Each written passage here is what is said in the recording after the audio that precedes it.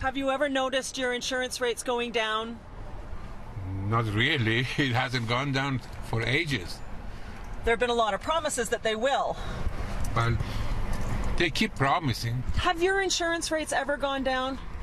Not that I can recall. Not since, after I was a teenager. Ontario has close to 10 million drivers. For years, the government has promised to reduce insurance premiums, but for the most part, drivers have not seen a savings. One of the reasons for that, Finance Minister Charles Sousa says, is because of ballooning fraud costs to the point of $1.6 billion a year. So today, the Liberal government announced their new Fair Auto Insurance Plan, which aims to crack down on fraud. Here are some of the highlights. A standard injury treatment plan will be implemented for common collision injuries. A process will be put in place to help reduce disputes over diagnosing and treating injuries. A serious fraud office will also be established in the spring aimed at combating fraud. Guidelines will also be established to try and rein in legal fees. Now, of course, this is not the first time the Liberals have promised to crack down on fraud. Today, it was the announcement of a serious fraud office, but just a few years ago, Minister Sousa also promised a similar thing, the fraud squad. I asked him about that today. Minister, you yourself supposedly implemented a fraud squad back in 2014. What happened to that? Has fraud ever actually been reduced?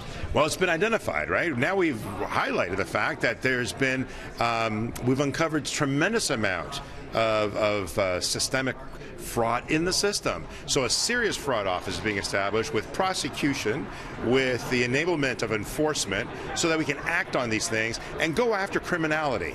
I mean, these are illegal activities, and it's being done by many.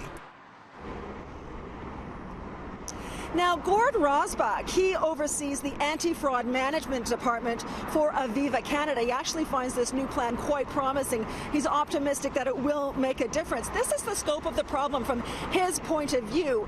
He says his company investigates more fraudulent claims than any other insurance company combined, which is about 1,200 a year. He says that is just a drop in the bucket of the fraud that actually occurs, from health providers to paralegals and lawyers and auto body shops.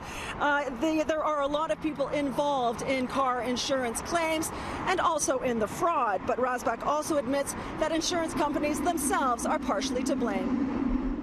There's been abuse for a long time. The system's broken. Some of the blame has to go with insurance companies. Some insurance companies choose to fight fraud on behalf of their honest customers, and the other ones aren't so active at it. And so really part of the government's action should be to make the insurance companies, the way they do in other countries, do something about the fraud. The focus should be on caring for the injured person as opposed to paying out cash, right? Exactly. The cash payments create pockets of money. And then all the opportunists and the organizations and some of the supply chain, the legal profession, the healthcare profession, all want to dip into the pockets and grab their piece. And getting rid of the cash and taking those dollars and committing it to the people who are actually injured is the way to go. Rosbach says premiums should come down if these measures are implemented properly. He also believes that another way to reduce fraud is that insurance companies should be fined if they fail to report instances of fraud. That is currently the law in many other jurisdictions, but not here in Ontario.